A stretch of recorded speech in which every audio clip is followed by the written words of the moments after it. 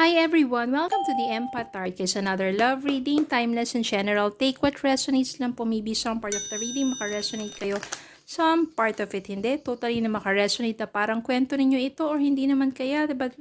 Iba't ibang mga energy po kasi. Iba't ibang mga love connections. Pero sa tingin natin kung ano yung mas malalakas at mas marami. Baka yun po ang ating masagap. Tignan po natin ngayon kung anong love connections ito, lessons in life, and guidance ang ating mababatid sa reading na ito.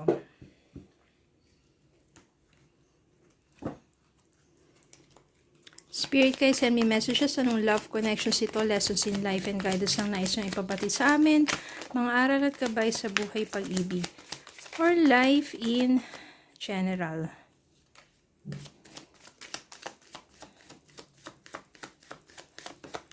Okay, I think tama na itong mga ito. We have 3 of Cups, Knight of Cups, 9 of Swords, Hanged Man, Ace of Cups, 2 of Cups, 7 of Cups, Knight of Swords, 4 of Cups, and 7 of Wands. Malakas ang energy po dito na mga water sign. Cancer, Scorpio, Pisces. Kasi puro cups, 3 of Cups, Knight of Cups, 7 of Cups, 2 of Cups, Ace of Cups, 4 of Cups. Well, 4 of Cups dito, ibig sabihin, siya pa rin ang iniisip mo. Reversal po ang mga energies. Pwedeng energy mo to, energy ng person ninyo. Pero most likely dito na parang ganun energy ninyo ito, siya pa rin ang iniisip ninyo. Mas nakafocus kayo dito sa cup na to kaysa dun sa ibang cups na nasa paligid ninyo. Parang ini-ignore nyo yung ibang tao kasi dun pa rin kayo, dun sa empty cup na yon. Tignan nyo to, may laman yan mga to eh. Ito yung empty cup. Ito yung person ninyo. Na maaring wala na kayo pero nakafocus doon lang. Siya pa rin talaga iniisip mo. Siya pa rin yung laman ng puso mo.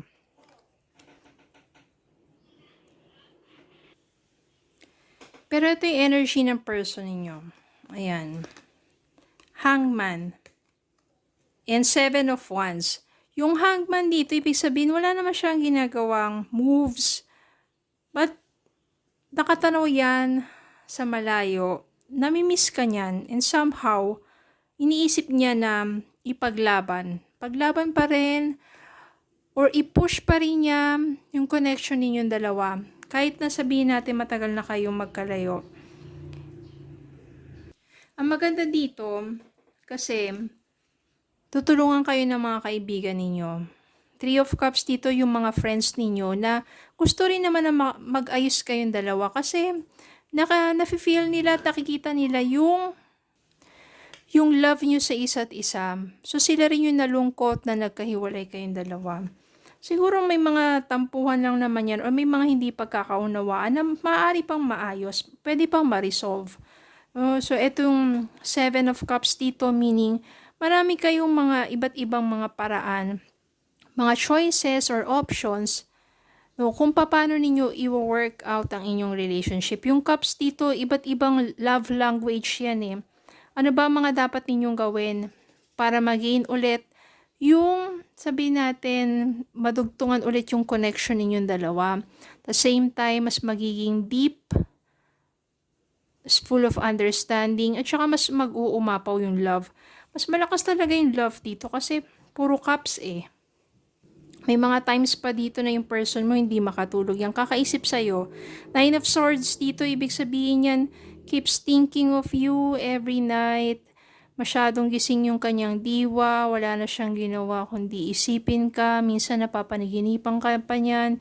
Minsan nababanggit niya ang pangalan mo. Parang punong-puno rin siya ng kalungkutan na naghiwalay kayong dalawa. I can sense here na mariresolve ninyo ito because there's so much love. Meron ditong Ace of Cups. Ibig sabihin nito, new beginnings, renewal, renewed love. O dahil namimiss ka ng person mo, hindi yan magtatagal na babalik yan. Nandito yung Knight of Swords tsaka Knight of Cups. Ibig sabihin yung feelings niya sa'yo, matindi pa rin. At palagi kang nasa isip ng person mo. Kaya naman hindi magtatagal dyan na maaring yung matinding pagka-miss niya sa'yo. Ayan Two of Cups. You will be reunited. There will be some heart-to-heart talks. At yung, para mag-aano ulit yan Kasi mararamdaman nyo pa rin talaga sa isa't isa at lalo na nakatingin kayo sa inyong mga mata. You will feel it, yung love. Yung pa rin talaga yung mangingibabaw. Parang pag nagkita kayong dalawa at nagkausap kayo, tapos nandun na yung mga explanations ninyo, you are expressing what are your thoughts and your feelings to each other. Mas mangingibabaw talaga yung love dito at magkakaroon dito ng masasabi nating yung parang mabubura lahat ng hindi magaganda at magkakaroon talaga ng panibagong simula. Ayan, nandito sa Ace of Cups at saka si Two of Cups. So, parang your person keeps thinking of you, still loves you, your friends also will be happy to know na nagkabalikan kayong dalawa. Although ang energy niya sa ngayon, hangman at saka parang siguro iniisip niya rin kung paano yung mga gagawin niyang iba't ibang paraan to approach you, to reach out to you, and to make you feel na yun talagang yung love. Kasi nga, miss na miss ka na niya and keeps wondering of you. So, hindi rin naman magtatagal. Especially kapag nabigyan kayo ng tamang pagkakataon to talk. New beginning, renewed love para sa inyong dalawa. Tingnan natin kung ano ang mga messages para sa inyo.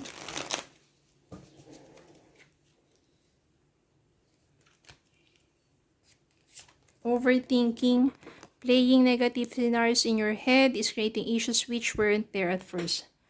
Overthinking, siguro malayo kayo sa isa't isa, tapos yung sobra yung overthinking ninyo, no? Andiyan na kasi nagsisimula yung mga pagdududa, pagbibintang, jealous, mga ganun Kaya minsan, sa isang relationship, lalo na kapag magkalayo kayo sa isa't isa, mga LDR dyan, iwasan yung overthinking, no?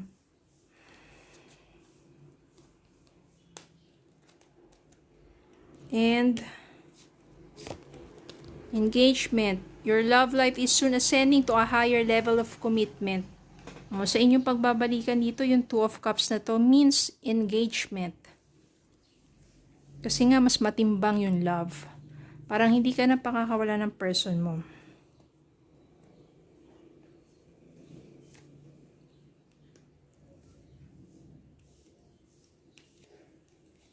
Be honest. Heart-to-heart conversations are necessary. It is safe for you to talk about your feelings. Eto nga, be honest to each other.